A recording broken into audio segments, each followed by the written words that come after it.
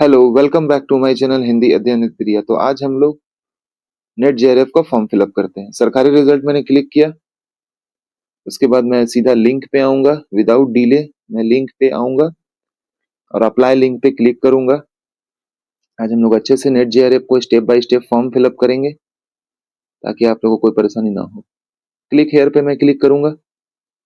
यहाँ पे register yourself, अगर आप पहले से रजिस्टर कर चुके हैं तो ऑलरेडी रजिस्टर्ड कैंडिडेट में मैं आज इस फ्रेश से स्टार्ट कर रहा हूँ। तो register yourself of the above mention examination पे मैं क्लिक करूंगा। उसके बाद अब रजिस्ट्रेशन एप्लीकेशन फी मेड, ये सारी चीज आपको दिख जाएंगे। 1150 जनरल के लिए, 650 ओबीसी के लिए, सारा कुछ आप इसको बढ़िया से पढ़ लेंगे।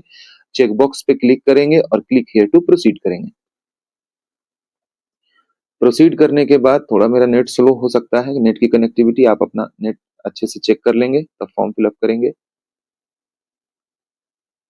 उसके बाद आ जाएगा एक नया पॉपअप, कैंडिडेट नेम अपना भरेंगे, फादर, सारा कुछ अपना पर्सनल इन्फॉर्मेशन दे दीजिए, father name, mother name, date of birth, क्योंकि मैं भी आपके साथ ही भर रहा हूँ इसलिए मैं खुद भी टाइप कर रहा हूँ। डेट ऑफ बर्थ, जेंडर, ये अपना पर्सनल डिटेल है तो उसको ध्यान से भरेंगे, क्योंकि ये वीडियो मैं बहुत स्पीड बना रहा हूँ, क्योंकि 21-22 मिनट का वीडियो बनाने से कोई फायदा नहीं है। बहुत ही आसान है नेट जेआरएफ का फॉर्म भरना, बस स्टेप बाय स्टेप को चीजें को समझना है। तो आप तब तक फॉर्म भरिए, मैं भी भर रहा हूँ। कंफर्म फादर नेम करेंगे, मदर नेम करेंगे। अगेन कंफर्म, एक होता है पर्सनल डिटेल जाना, एक है कंफर्म पर्सनल डिटेल जाना। दोबारा वो रीचेक करता है कि कहीं आप गलत तो नहीं कर रहे हैं, तो दो दो बार आपको मौका मिलता है सही भरने के लिए। अगर उसमें भी आप गलती करेंगे तो फिर दिक्कत होगा, इसलिए मैं आपको स्टेप बाय स्टेप बता रहा हूँ। कंफर्म जेंडर भर देंगे, आप मेल है कि फीमेल, इसमें कोई बोलने वाली तो बात है नहीं। कॉन्टैक्ट डिटेल आप अपना भरेंगे, आप कहाँ रहते हैं। अगर आप प्रेजेंट एड्रेस आपका कहीं और है तो आप वह लिखेंगे, परमानेंट एड्रेस कहीं और है तो कहीं और लिखेंगे। अगर दोनों सेम है तो जब आप पहले एड्रेस भर देंगे, नीचे एक ऑप्शन आएगा कि आपका दोनों प्रेजेंट और परमानेंट सेम है तो उसमें चेक बॉक्स पर आप क्लिक करेंगे। तो मैं आप फटाफट फिल कर लेता हूँ।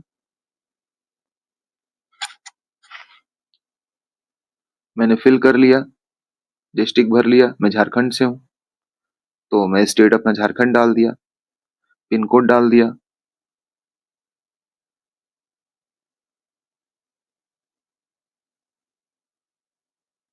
आप लोग एकदम अच्छे से वीडियो पॉज करके देखेंगे, जितना बार देखिएगा उतना बार क्लियर होगा और कहीं भी गलती कुछ होने की संभावना नहीं है।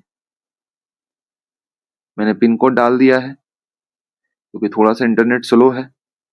अब मैं स्क्रॉल करूंगा। अब इलेक्ट्रॉनिक कम्युनिकेशन डिटेल में मैं अपना ईमेल एड्रेस डालूंगा, जो आपने ईमेल एड्रेस रजिस्टर्ड किया है, या आपने जो रजिस्टर्ड नहीं भी किया तो यहाँ पे आप रजिस्टर करेंगे क्योंकि अब फर्स्ट टाइम रजिस्ट्रेशन हो रहा है, क्योंकि यही ईमेल एड्रेस फिर वेरीफाई होगा। ईमेल एड्रेस डालेंगे आप, अगेन उस वही ईमेल एड्रेस को फिर से डालेंगे ताकि कंफर्म हो जाए कि हाँ सेम ईमेल एड्रेस है, उसमें कुछ भी गड़बड़ी ना हो, कुछ भी गलतियां ना हो।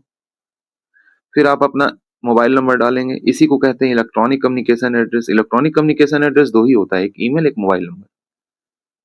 मोबाइल एड्रेस अपना मोबाइल नंबर डालेंगे, +91 आगे होना चाहिए।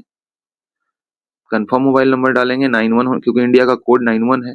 और अल्टरनेट नंबर कुछ भी डाल सकते हैं जो आपका एक, अगर उस पे कांटेक्ट ना कर पाए नेट जेआरएफ की टीम तो आपको इस नंबर पे कांटेक्ट करेगी। अगर आपका present address as it is same है पर परमानेंट, तो चेकबॉक्स पे क्लिक करेंगे। आप एक पासवर्ड बनाएंगे, क्योंकि जब आपको एप्लीकेशन नंबर दिया जाएगा तो जब आप अगेन लॉग इन करेंगे तो यही पासवर्ड से लॉग इन होगा। पासवर्ड आप 8 से 13 कैरेक्टर से बना सकते हैं, एक कैपिटल लेटर मिनिमम, एक स्मॉल लेटर, एक स्पेशल कैरेक्टर, एक मिनिमम डिजिट। मिनिमम 8 से लेके 10 कैरेक्टर रखिएगा आप। पासवर्ड थोड़ा स्ट्रांग बनाइएगा। सिक्योरिटी क्वेश्चन डाल दीजिएगा। सिक्योरिटी क्वेश्चन डालने के बाद जैसे मेरा पहला स्कूल कौन सा था वो मैंने डाला था, उसका आंसर रख लीजिएगा क्योंकि एक हिडन सिक्योरिटी होता है। उसके बाद मैंने कैप्चा डाल दिया। कैप्चा डालने के बाद मैं इसको सबमिट करूंगा। स्क्रॉल किया, सबमिट पे गया, एक चेकबॉक्स आएगा, एडिट रजिस्ट्रेशन फॉर्म और सबमिट सेंड ओटीपी, सब कुछ सही है। क्लोज करेंगे हम इसको।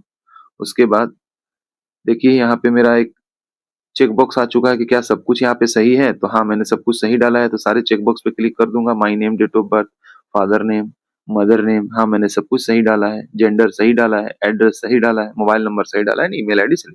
ये सेल्फ डिक्लेरेशन है। इस सेल्फ डिक्लेरेशन को अच्छे से पढ़ेंगे आप और आई एग्री पे चेक करके submit and send OTP to verify mobile number पे क्लिक करेंगे। इसमें एक आपको मोबाइल पे एक ओटीपी जाएगा, यस करेंगे, ओटीपी जाएगा, वो ओटीपी को आप डालेंगे तो आपका मोबाइल नंबर वेरीफाइड हो जाएगा।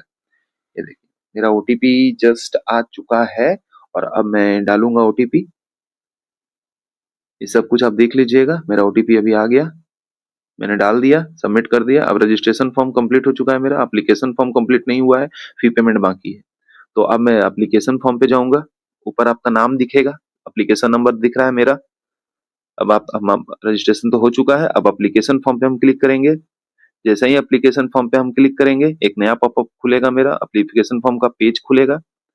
वो देखिए कॉन्टैक्ट डिटेल में कंप्लीटेड दिखा रहा है, जहां ग्रीन दिखा रहा है वो कंप्लीट हो गया, बाकी सब इनकम्प्लीट है। हम पर्सनल डिटेल में प्रोसीड करेंगे।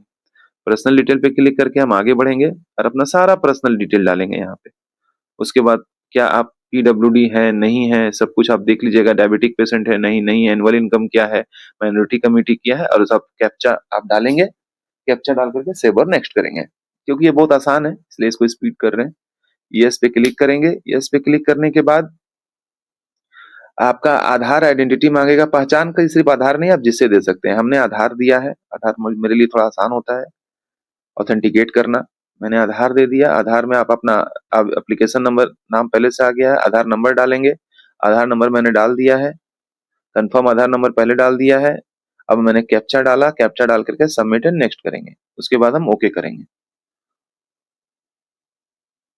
ओके जैसे करेंगे, हम अप्लाई करेंगे कि आप net JRF 2025 on the basis of किससे कर रहे हैं, वो आप डाल सकते हैं। एग्जामिनेशन सिटी सब अपना चूज करेंगे, फादर गार्जियन ऑक्यूपेशन डालेंगे, मदर डालेंगे। उसके बाद आप अपना नदर नेम सब डाल करके इंटर कैप्चा करेंगे और फिर यस करेंगे सेव करके। ये बहुत आसान है, क्वालिफिकेशन है इसमें सारा कुछ।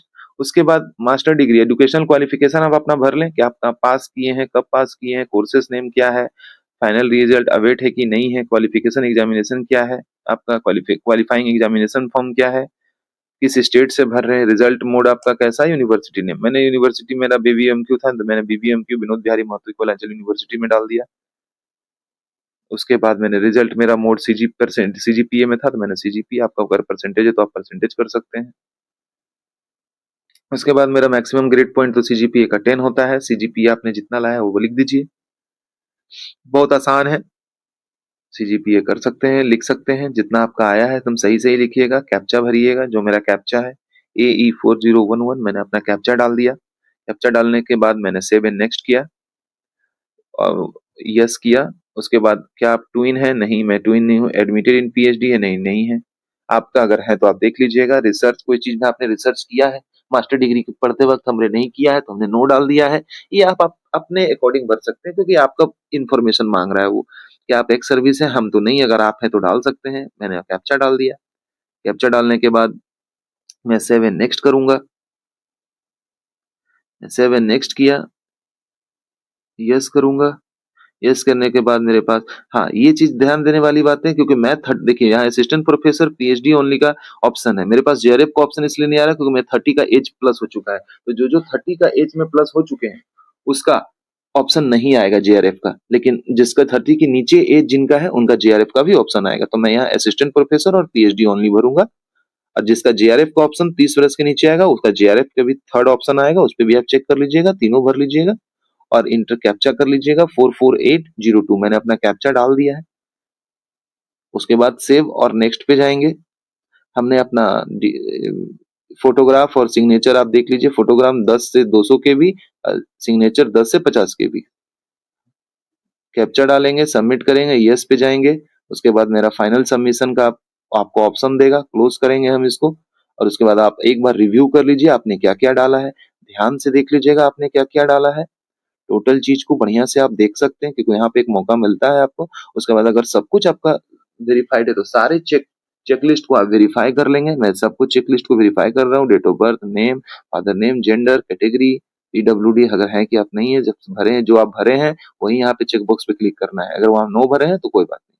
Subject, object, contact detail, I agree पे चेक चेक करेंगे, फाइनल सबमिशन करेंगे और यस करेंगे। अब हम लोग सीधा पेमेंट मोड पे आ जाएंगे।